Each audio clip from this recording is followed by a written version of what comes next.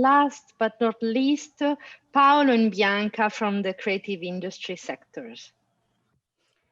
Thank you very much, Julia, and good afternoon, everyone. The presentation of my colleague Paolo and myself will be short to fit the 10-12 minutes time slot we were given, and so it will be like a teaser for you to go online and read our detailed strategy and guidelines for the sector. When we speak about creative industry, we mainly speak about those industries which are the crossroads of arts, culture, businesses, and technology. They rely on creative skills, they generate income through trade and intellectual property rights. You might also see them referred to as cultural and creative industries, the cultural and creative sectors, or the creative economy. There is no single or common definition accepted at international level, and in many cases, the subsectors which are included in this industry vary in different contexts. As you can see, there's a wide variety, a wide spectrum of subsectors included under creative industries, which is both a positive thing, an opportunity, but also a challenge when it comes to analyzing such a variety of sectors. So we go from design to the music industry, publishing, architecture, video and art, crafts, visual arts, TV and radio advertising, the software and gaming industry, performing arts. Okay, next. When it comes to creative industries on the EU agenda, they are becoming more and more important at European level, and they are considered one of the fastest growing sectors in EU economy, with around 500 billion euros generated annually and employing around 12 million jobs, being the third largest employer in the sector in the EU. They are acknowledged as having an important strategic role in local and urban development, in regional development strategies. They are contributing to innovation, to jobs and growth, both from an economic and a societal point of view. And we don't have time to go through all the EU initiatives that have been put in place, but just to tell you that creative industries are reflected in several EU documents, pilot actions, studies, funding. Just to give you some examples of pilot actions which are important: creative tracks, starts, Erasmus for young entrepreneurs, or the Creative Europe Hubs network, or even in terms of access to funding, the cultural and creative industry guarantee facility of the Creative Europe program. All these actions have helped the development and the competitiveness of the sector, and for details you can go online to see our overview of what's happening at EU level. When it comes to creative industries in the EAP countries, we chose to only highlight the broad overall opportunities, meaning rather large-scale programs covering usually several of the countries in the region. These large-scale programs have provided very useful resources for the development of the sector, and they have left, those that finished, have left an essential legacy behind which this project can also build on. So, for instance, to speak about the Culture and Creativity Program of the EU Eastern Partnership Instrument, which ended in 2018 and it addressed all 6 countries, this program left very valuable country reports and some very concrete results in all the 6 countries.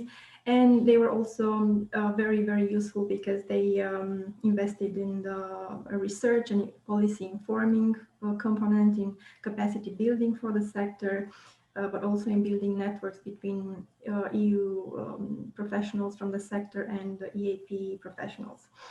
Also, we chose to mention the Creative Europe 2014-2020 program of the EU, which ends this year, but will continue for the next 7 years.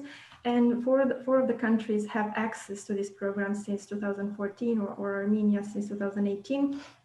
Why this is important? Because it provides an opportunity, a framework for cooperation and exchanges with EU partners, with EU culture and creative organizations.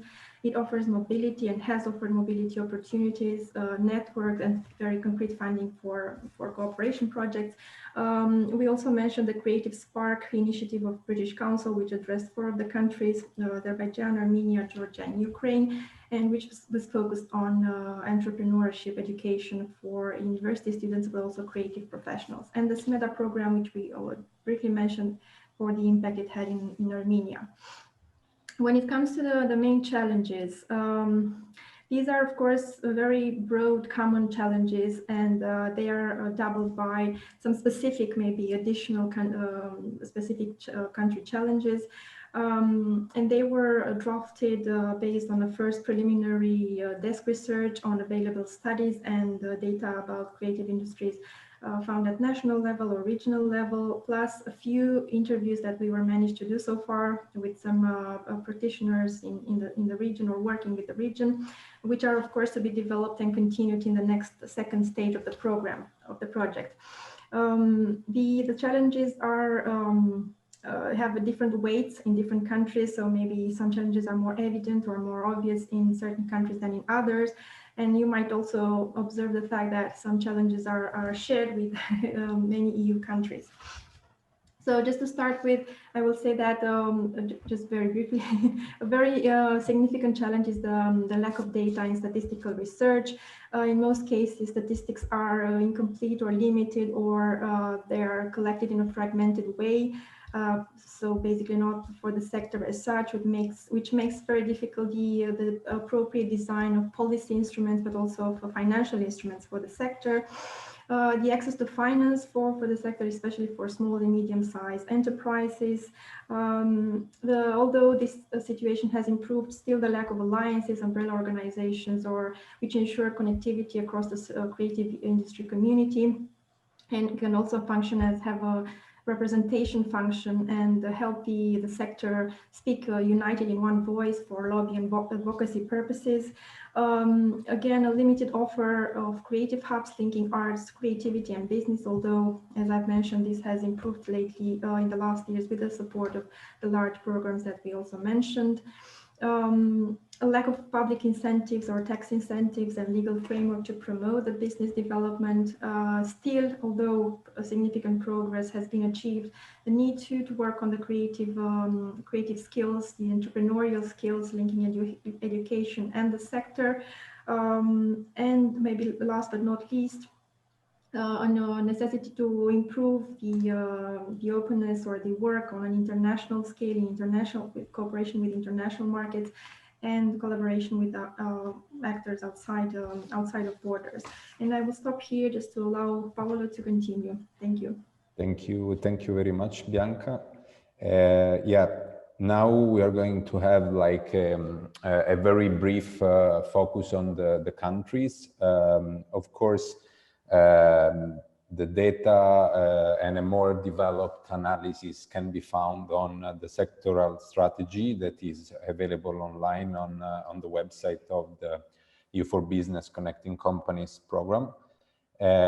What we try to highlight is are those things which are like giving a very positive perspective towards the future of the sector in the Eastern Partnership countries. Of course, it is important to highlight, compared to the presentation of the colleagues from other sector, that when we talk about the creative industry sector, we are not referring just to one sector as such. So of course, talking about a unique strategy or approach towards the sector might be not realistic or complete. Anyway, going very quickly, country by country, we start from Armenia.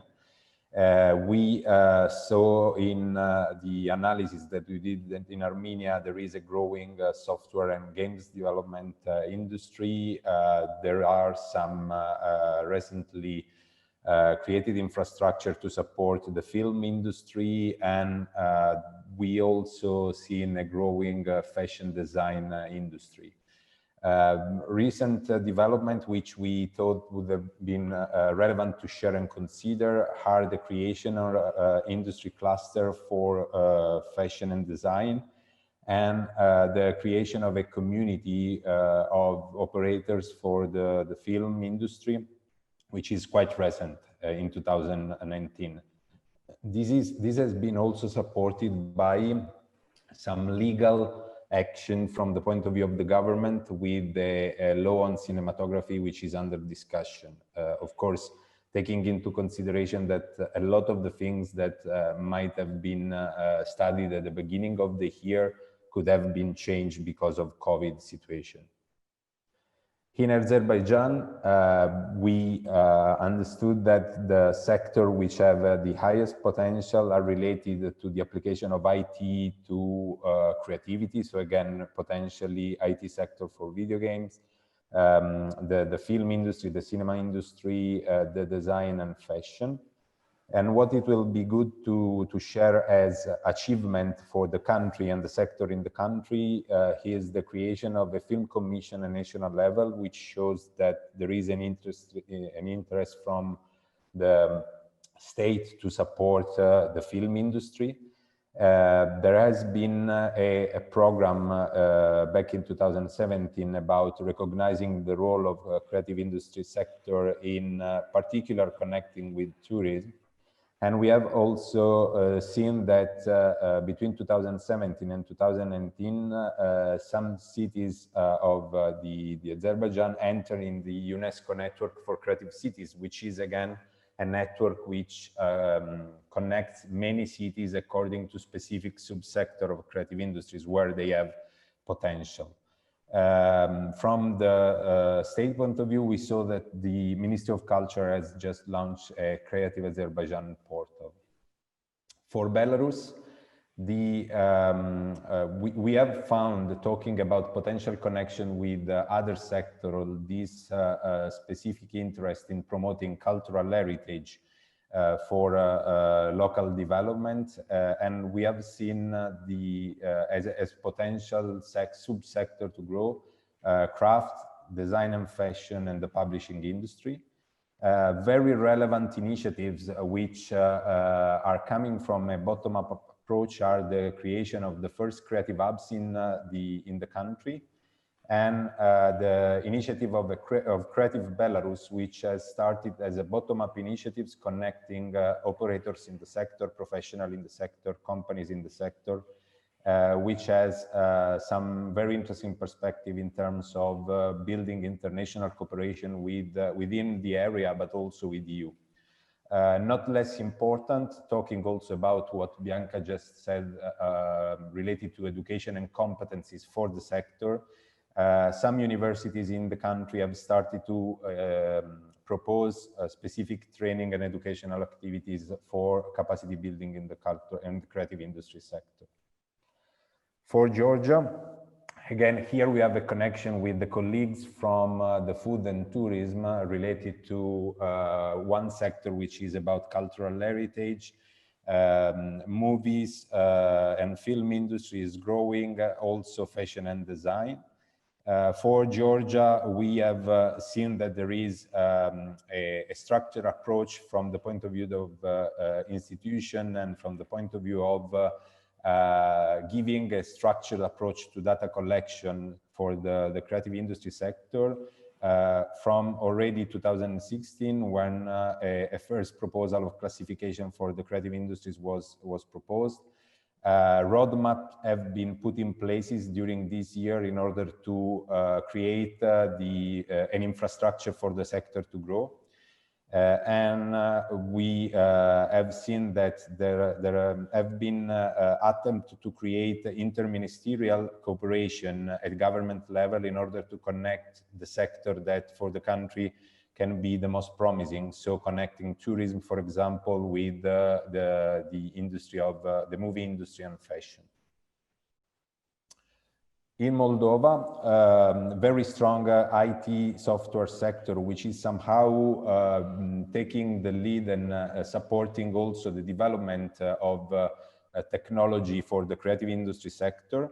So a lot of the achievement of this sector are giving benefit also to creative industries. There is a specific an interesting focus in the architecture sector and community. Again, also here, the one that has the best possibility to grow in the future years is the movie sector. For Moldova, interesting to consider some specific reports that have taken into consideration the growth of the sector back in 2018. Here again, some specific city-level programs to support the sector. In particular, the Creative Town and Regions program for the city of Orhei, and the launch of the first creative hubs and a Center for Development of Creative Industries in 2019, which shows that there is an interest in creating some intermediary bodies working to support the sector and connecting the public sector with the private one. Last but not least, Ukraine. In Ukraine, again, we have witnessed a very strong IT sector, which is somehow creating an environment where all the innovative legal financial instruments that have been used for startups can be expanded also to creative industries. A very well-structured design and fashion industries, and Ukraine is probably the country in the region that has seen in the recent years a very strong commitment from the point of view of the government in order to create inside the Ministry of Culture some specific bodies to take care of the legal framework for the sector. So a department for cultural and creative industries already in 2016, an institution like the Ukrainian Cultural Foundation that is working to facilitate development of culture and arts in Ukraine. And what we have seen by talking with players from the sector, as we did also in the other countries, a very active private sector, which is somehow taking benefit of the many initiatives that have been put in place and trying to give back feedbacks or suggestions in order to really create a bottom-up approach to the sector. So again, this was a very, very fast journey into the countries. For more information, there are two documents which can be really interesting for those of you who want to read about what we discovered through the desk research activity. Of course, I think that Bianca will share also this thought with me. We are very, very happy if any of the organizations that are today in the conference would like to contact us and maybe provide some further information about even improving the work that we have been doing in the past couple of months. So this is everything from our side, and thank you very much.